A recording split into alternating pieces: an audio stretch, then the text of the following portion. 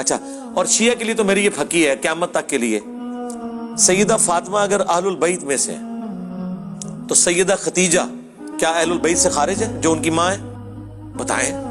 نہیں، وہ کہتے ہیں معصومیت والا عقیدہ نہیں وہ میں بعد میں آؤں گا، پہلے اہل بیت پہ آ جائیں۔ ہاں، معصومیت والا عقیدہ تو قرآن سے ثابت کرنا پڑے گا، وہ تو بڑے لیول کا عقیدہ ہے نا۔ نہیں، وہ رجس سے ثابت کرنا چاہتے ہیں۔ عالم نے خالق کل مالک کل نے فرمایا بسم اللہ الرحمن الرحیم انما یرید اللہ لیذھب عنکم الرجس اہل البیت ویطہرکم تطہیرا۔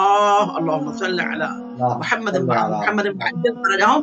اور جب یہ آیہ مجیدہ نازل ہوئی اور جب آیت درود جو بسم اللہ الرحمن الرحیم ان اللہ وملائکتہ یصلون علی النبی یا ایھا الذین آمنوا صلوا علیہ وسلموا تسلیما، تو نبی اعظم صلی اللہ علیہ وسلم اپنے گھر سے نکلتے علی و بطور کے گھر پہ کھڑے ہوتے، یا اہل سنت کی کتابوں میں درج ہے، یہ آیت صلوات پڑھتے اور پھر آگے جاتے، اور ایسے ہی آیت تطہیر ہے۔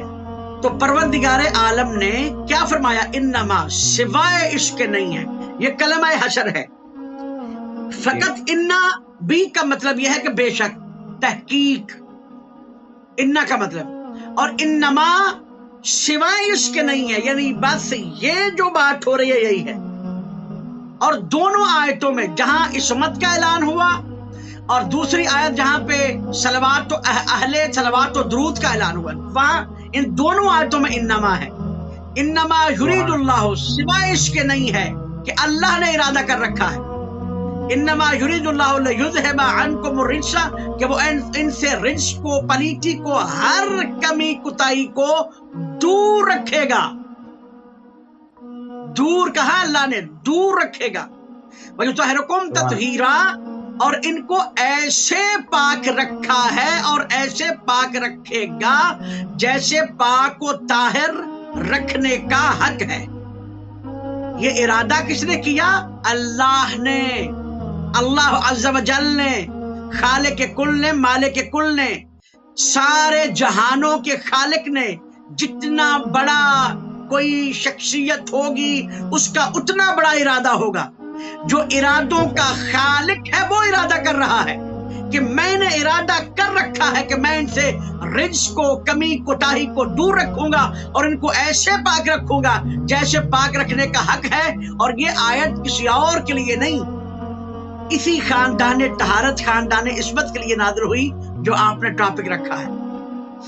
اور پنجتن پاک جن کو کہا جاتا ہے، اہل بیت رسول، اہل بیت رسول جن کو کہا جاتا ہے، بڑی ٹامکٹوئیاں ماری جاتی ہیں، کچھ لوگوں کو شامل کرنے کی کوشش کی جاتی ہے، اور جب تحقیق اور کچھ جستجو والا آتا ہے تو وہ سمجھ جاتا ہے کہ پنجتن پاک ہی اہل بیت رسول ہیں، اور پنجتن پاک کی اولاد ہی، اولاد فاطمہ ہی اہل بیت ہے۔ اولاد فاطمہ ہی وہ ہے جن پر نہ پڑے درود تو کسی کی واجب نماز نہیں ہوتی۔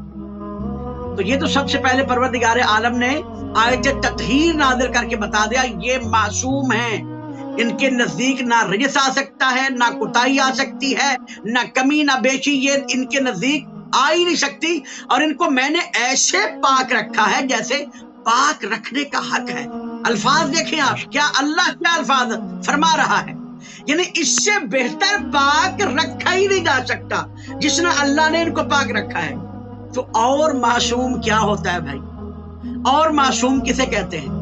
ایسی عصمت کی آیت، ایسی طہارت کی آیت تو انبیاء کے بارے میں نہیں ملتی، جو اہل بیت رسول علیہ الصلوۃ والسلام کے بارے میں مل رہی ہے۔ تو اللہ پاک یہی بتانا چاہتا ہے کہ یہ معصوم ہے،